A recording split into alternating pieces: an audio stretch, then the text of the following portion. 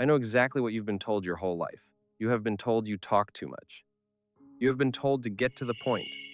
You have been told, probably 1,000 times, to just answer the question instead of building a case around it. You've spent years shrinking your own sentences before anyone else could shrink them for you. But I am here today to tell you that diagnosis is wrong. You are not insecure, you are not rambling, you are not annoying. You are what nervous system researchers would recognize as a highly wired communicator. I call you a subtitle mind.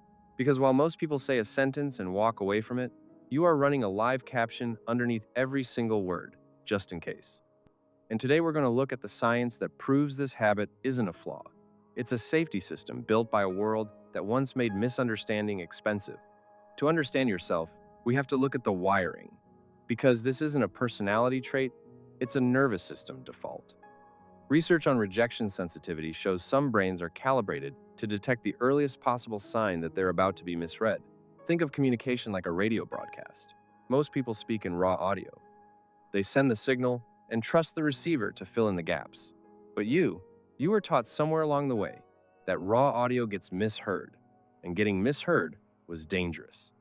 So your brain automatically adds subtitles, extra context, a little more explanation than the moment technically requires, just so nothing gets lost between what you meant and what someone hears. Neuroscience and clinical psychology have identified 3 specific settings in your wiring that explain why a simple answer never feels safe to give. First, your threat radar is tuned to disapproval. Psychologists studying rejection sensitivity describe a nervous system that scans a listener's face, tone, and pause length for the smallest sign of confusion or judgment before the sentence is even finished. Most brains treat a blank expression as neutral. Yours treats it as data and reflexively adds another sentence to close the gap. Second, your body defaults to appeasement over confrontation. Therapist Pete Walker's work on trauma responses describes this as the FON response, a 4th survival option, alongside fight, flight, and freeze, where the nervous system tries to prevent conflict by preemptively explaining, clarifying, and softening. You are not weak for doing this. You are running an ancient de-escalation protocol.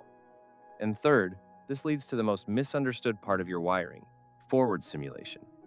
Before you finish a sentence, you are already mentally rehearsing how it will land, predicting where it could be misread, and preloading the correction. That isn't insecurity. That is real-time captioning, happening faster than most brains attempt it. Now you might be asking, if this makes conversation exhausting, why would a mind evolve this way? This is the important part. Groups have always needed someone whose job was to make sure the agreement actually held. The treaty maker, the translator between 2 people who almost misunderstood each other into a fight. That's you. You are the reason a miscommunication got caught before it became a grudge. In a world that rewards quick, confident, unqualified statements, your instinct to clarify looks like a liability. But do not mistake being out of step with being without value. I know carrying this radar has a cost. You overexplain even in rooms that never asked you to. You apologize for finishing a thought. You watch your own sentences get longer and quieter at the same time. And by the end of some conversations, you feel like you've handed over more of yourself than anyone else in the room. That is not you being dramatic. That is your captioning system, running with no one to caption for. Some rooms genuinely need the subtitles. Other rooms already speak your language, and you don't need to translate yourself into them. For years, you probably assumed every room was the first kind. Research on person-environment fit suggests the exhaustion isn't a personal failure, it's a mismatch. When you're finally in a room built on trust instead of suspicion, you don't need 3 extra sentences to be believed. You get to speak in raw audio, and it lands exactly as it was meant to. So here's my prescription. Stop trying to install a shorter, blunter version of yourself. You cannot uninstall a nervous system that learned to protect you, and you shouldn't want to. What you can do is choose your rooms more carefully. Notice which relationships have already earned your raw audio, and which ones are still asking for the captions.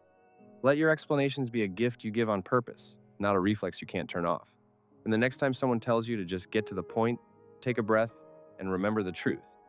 You were never rambling. You were making sure nothing important got lost in translation. And because your mind is built to preempt every possible misunderstanding, there's a good chance you do something else that looks small on the outside, but is actually the same wiring at work.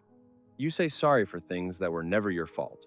If you want to know why an apology sometimes isn't kindness, it's armor. Click on this video right here. I break down the psychology of chronic over-apologizing and why it might be the last subtitle you haven't learned to turn off yet. I'll see you over there.